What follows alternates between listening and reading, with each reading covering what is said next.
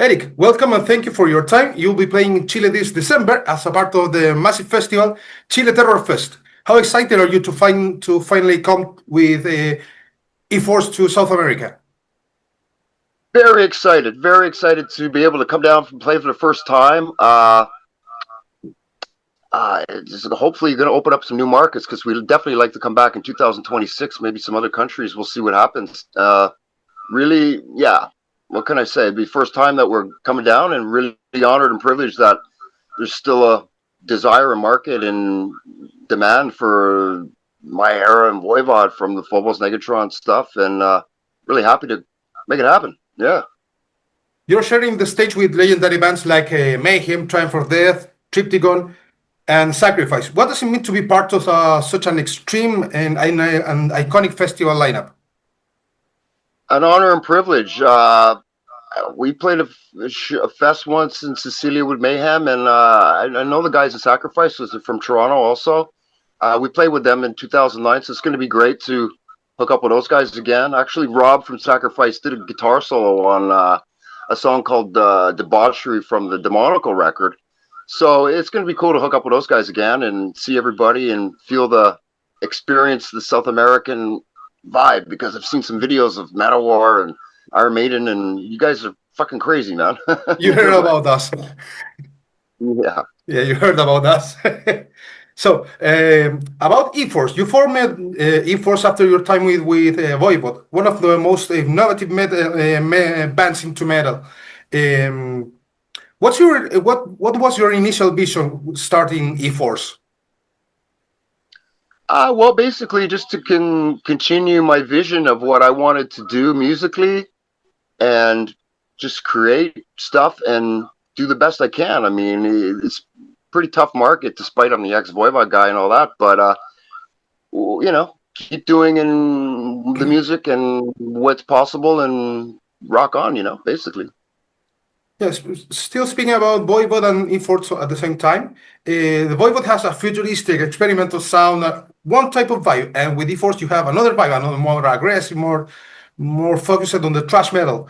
Is this a conscious change, or it was just evolution of your sound? Well, I've kind of like the heavier stuff, and it's hard to say. I mean, we in VOIVOD, I kind of followed Piggy in a Way's lead and added what I could, and kind of came naturally. But in E-FORCE, I'm the boss, so I can write what I want, lyrics and this and that. It's somewhat more work, but it's really gratifying and a good feeling when things are complete and doing what I do, what we do. Is this your first time in South America, or especially here in Chile? What have you heard about the South American fans? That you guys are crazy and make a lot of noise and like to party and get insanely into the music, and it's just real great experience to be able to come down and play there, and it's never happened, and we're really excited to come down and play some VOIVOD songs from the Negatron Phobos record and give the people what they want. Yeah. What kind of setlist can we expect at Chile TerrorFest? Only E-FORCE, E-FORCE and plus some VOIVOD things? No, it's going to be a set of VOIVOD. Songs from Phobos and Negatron, and we might throw in one E-FORCE song or so. I think we're playing like 40, 45 minutes. So, yeah, it's billed as the time of the festival. E-FORCE VOIVOD Revisited, and we're going to do a set of that. And voila. About your creative process and future plans, how was your creative process changing over the years when you started with Negatron and Phobos to now on E-FORCE? How you can describe your process through the time? Well, I really lived and learned a lot, and it was an honor and privilege to be part of VOIVOD, and I still kind of have that influence in the E-FORCE stuff, 5 records already. But, like I said, I have the responsibility of creating what I want to create, and it was really interesting to work with those guys to do what we did, and it's another journey to do what I do, but it's it seems right. It seems correct and honest and real and sincere. So that's the main honest thing. How do you balance being the boss versus being the guy who puts our collaboration on the other jobs, on the other people's, on the others people work? Do you have more freedom? Absolutely. I think you have more freedom in Sure. right now, but at cost to other Yeah. things. Yeah, I got more freedom and to do what I want to do, but sometimes, you know, you write songs like, that's not that good, and then a week later you go, oh, it's pretty good, you know. So it depends on how you're thinking and how you're creating. Yeah, it's a lot more work, more responsibility, but like I said, when it's finished, it's a great accomplishment and great feeling to do. Are you currently working on any new E-FORCE material or collaborations? Well, we're currently in the studio right now putting together the record E-FORCE VOIVOD Revisited, which is like 3-4 songs off of Negatron, 3-4 songs off of maybe 4 songs off of Phobos, one new original and one cover song. Wow, it sounds like Voivod Morgoth Tales, right? Yeah, it's exactly that. It's copying that, not copying, but very similar. And in fact, I can announce it now. Chewy from Voivod is playing solo on the song Nano Man as a guest. Good. I got a little project I'm doing in Florida, Tampa Bay. I was there last January in a project called Masters Ashes with the guitar player from a band called Crisis from New York City.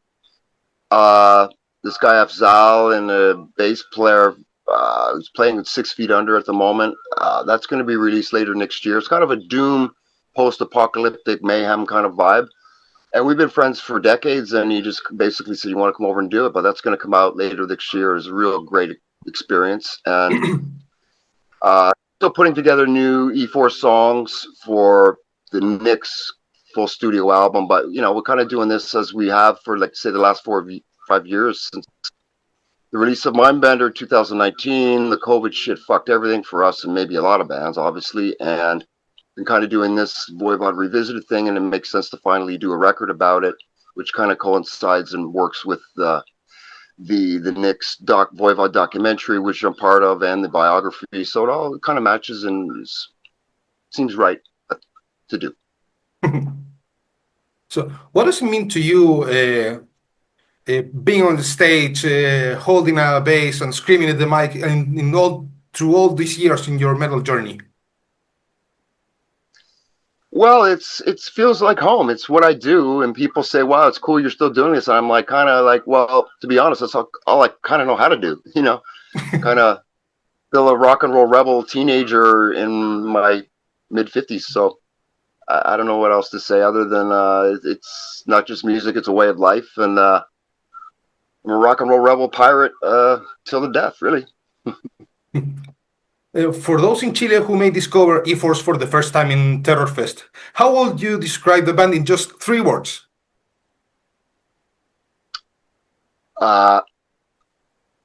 Heavy, memorable, and unforgettable. Good. So we're closing right now the interview. So you have now you can send a message to all the Chilean fans that they're waiting for your show at the Chile TerrorFest. Yeah, really excited. I'd just like to thank all the fans, past and present, through my Voivod era and the E-FORCE stuff, and really looking forward to come down to perform a kick-ass set in front of you people and say hello, come to the merch booth, say hello, whatever, and just experience the moment, the metal orgy, I guess. Okay, thank you for your time. Bye. Okay, thanks, Sebastian. We'll see you, hopefully. See ya. Okay.